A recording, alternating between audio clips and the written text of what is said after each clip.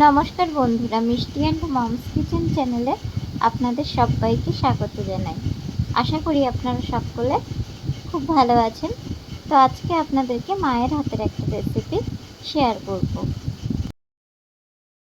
আজকে আমার রেসিপি পটল বিরিয়ানি। তো গরমকালে এমনিতে খুব বেশি তেল মশলা খাওয়া উচিত না, আর বিরিয়ানি খেতে আমরা সকলেই খুব ভালোবাসি।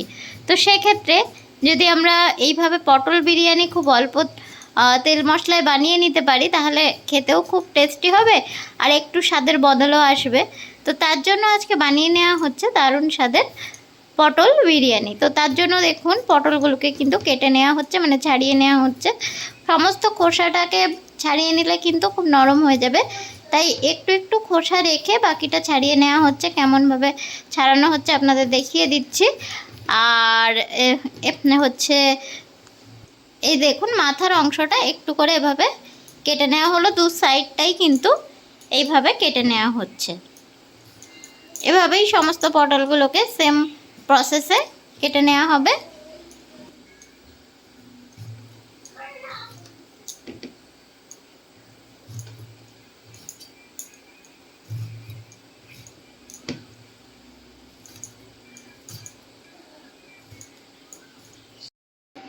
এখানে দেখুন, ডিম আর আলুটাকেও কিন্তু সেদ্ধ করতে দিয়ে দেওয়া হয়েছে।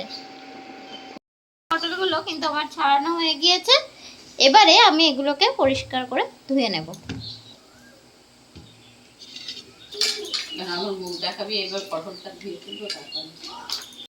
পটলটাকে কিন্তু দুবার তিনবার করে ভালো করে ধুয়ে নেওয়া হয়েছে, জল বদলে বদলে। তারপরে আবারও এটাকে প্লেটে তুলে নিচ্ছি।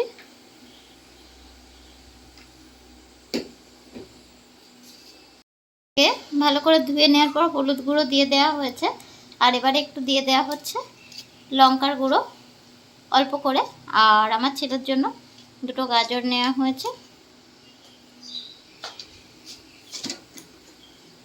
আর এবারে দিয়ে দেওয়া হচ্ছে লবণ। এবার সব কিছুকে দিয়ে মায়াটাকে মেখে নেবে, মানে পটলগুলোকে খুব ভালো করে মাখিয়ে নেবে।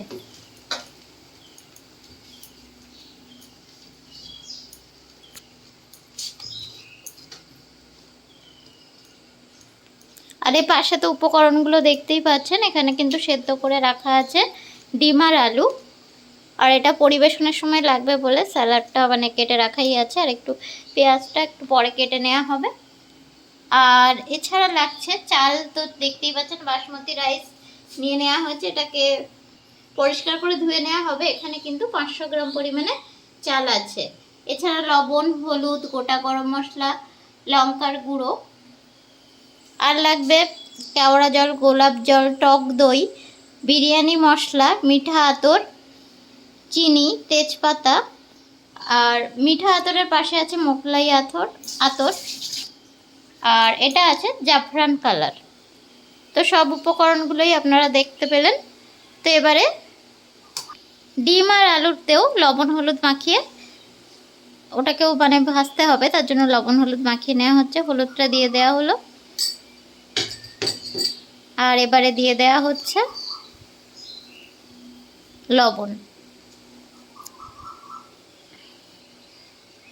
তো এটা সব কিছু কিন্তু মেখে নেওয়া হলো। এবার গ্যাসে চলে যেতে হবে।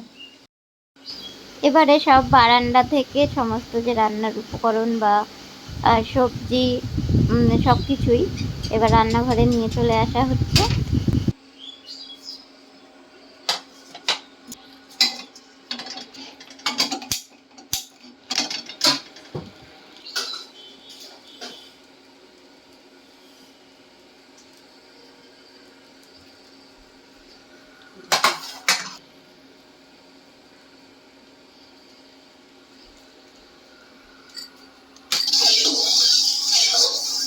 কড়াইতে সাদা তেল দেওয়া হয়েছে, আর উপকরণ বলার সময় সাদা তেল ঘিটা স্কিপ করে গেছিলাম। তো এটা সাদা তেল আর ঘিতেই রান্না হবে। তো সমস্ত বদলগুলো দিয়ে কিন্তু ফ্রাই করে নিতে হবে।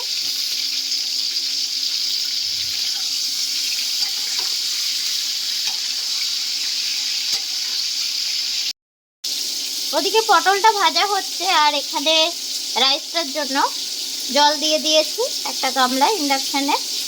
আর এখানে তেজপাতা লবণ অ্যাড করে দেওয়া হলো, গোটা গরম মশলা এলাচগুলো একটু ফাটিয়ে দেওয়া হয়েছে। ঢাকা দিয়ে দিয়ে পটলটাকে কিন্তু ভেজে নিয়েছি যাতে ভেতরটাও ভালোভাবে সেদ্ধ হয়ে যায়। তো পটলটা একদম অলমোস্ট ভাজা কমপ্লিট। তো এবারে তুলে নেওয়া হবে। ভেজে রাখা পটলটা ভেজে নেওয়া পটলটাকে কিন্তু এবারে প্লেটে তুলে নেওয়া হচ্ছে। আর পটলটা এত সুন্দরভাবে ভাজা হয়েছে যে একদমই সফট আর নরম হয়ে গিয়েছে। আর পটলের যে তরকারিটা বানাবো বিরিয়ানির জন্য সেটাও কিন্তু ডিমগুলো দিয়ে ভেজে নেব। আলুটাও একটু লাল লাল করে ভেজে নেওয়া হয়েছে। এবার আলুটাকেও তুলে নেওয়া হচ্ছে।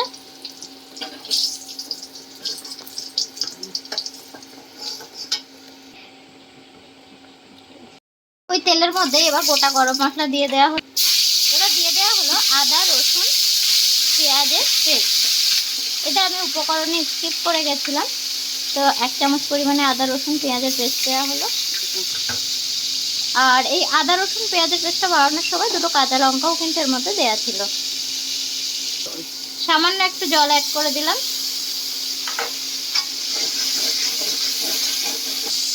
এবার এর মধ্যে দেওয়া হচ্ছে টক দই। টক দইটা দিয়ে একটু কষিয়ে নেওয়া হলো। এরপরে দিয়ে দিচ্ছি এভারেস্ট বিরিয়ানি মশলা।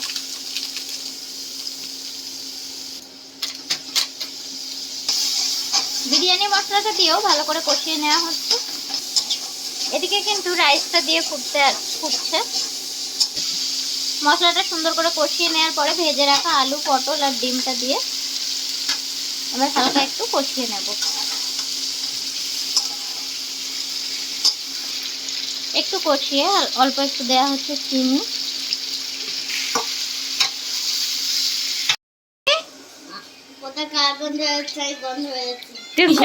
তুমি বলো তো এটা কি রান্না হচ্ছে? বলো বিরিয়ানি।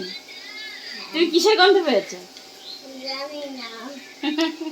তুই শুনতে এসছো কিসের গন্ধ? তুমি ঘর থেকে গন্ধ পেয়ে চলে এসছো? ও তাহলে এবার বলো তো কিসের গন্ধ? কি রান্না হচ্ছে বলো? বিরিয়ানি না মাছের ঝাল? কে খাবে এটা? তাই এটা পটল বিরিয়ানি। এটা পটল বিরিয়ানি। হ্যাঁ, তোমার জন্য ফার্স্ট টাইম। কে খাবে পটল বিরিয়ানি? আচ্ছা ঠিক আছে, যাও তুমি কার্টুন দেখতে লাগো।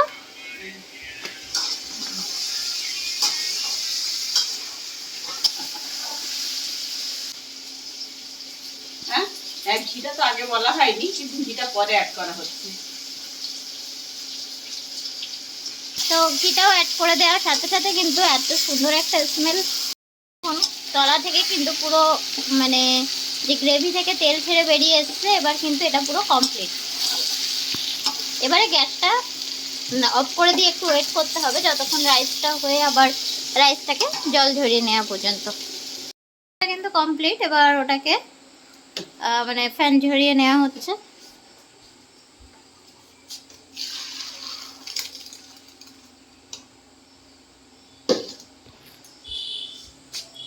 এই যে হাফ রাইসটা দিয়ে একটুখানি চিনি দিয়ে দেওয়া হচ্ছে। তাহলে কি হয় যে তলার রাইসটাও শক্ত থাকে আর খুব একটা নরম হয়ে যায় না, ঝরঝরেও থাকে। তো চিনিটা দেওয়া হয়েছে এবং বাকি এবার রাইসটা এর মধ্যে অ্যাড করে দেওয়া হচ্ছে।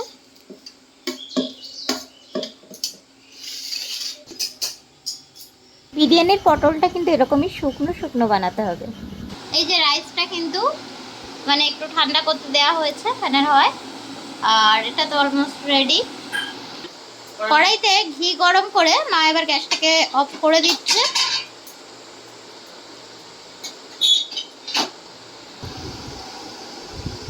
ঘিয়ের পরিমাণটা খুবই সামান্য, শুধু কড়ার গায়ে লেগে থাকার মতো। এটাকে এবার কড়ার গায়ে একটু মাখিয়ে নেব। তাহলে বিরিয়ানিটা আর কড়ার গায়ে লেগে যাবে না। এই প্রসেসটা আপনারা অবশ্যই ফলো করবেন। কড়াইটা খুব ভালো করে গরম করে তারপরে ঘিটা দিয়ে গরম করে এইভাবে মাখিয়ে নেওয়া হলো। আর রাইসের মধ্যে যে তেজপাতাগুলো ছিল সেগুলো এবারে এখানে সাজিয়ে দেওয়া হচ্ছে।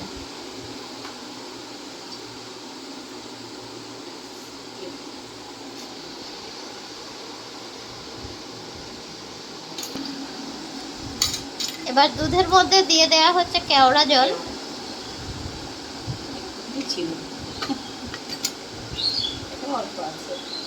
আর গোলাপ জল। সব কিছুই আজকে শেষ হয়ে গেল বিরিয়ানিটা করতে গিয়ে, না করতে করতে শেষের পর্যায়ে ছিল, তো সেটা দিয়েই কিন্তু আবারও একটু বিরিয়ানি বানিয়ে নেওয়া হচ্ছে।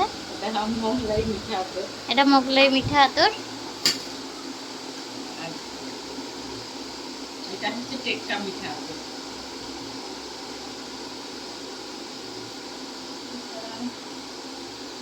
এটা 4-5 ফোঁটা একটু দিয়ে দেওয়া হবে চ্যাপটার কালার।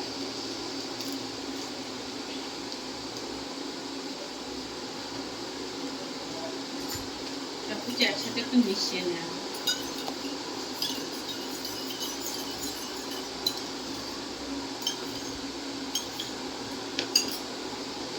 সাদা রাইস দেওয়া হচ্ছে।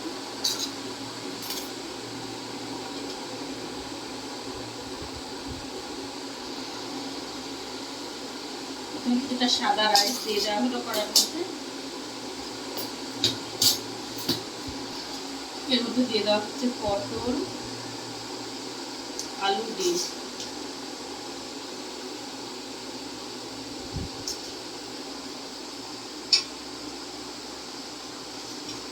আর লিমনের জন্য একটু গাজর আছে, গাজর দুটো পিস। লিমন তো ঘরে কার্টুন দেখতে দেখতে বিরিয়ানির গন্ধ পেয়ে চলে এসেছে, মানে এত ভালোবাসে বিরিয়ানি খেতে। আর দিয়ে দেওয়া হচ্ছে কালার।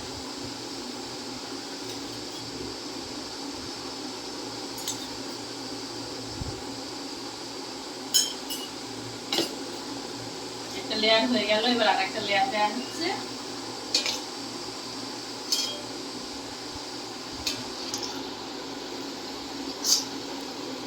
পুরো রাইসটা দিয়ে বা উপরে কিন্তু একইভাবে সব কিছুকে দিয়ে দেওয়া হচ্ছে।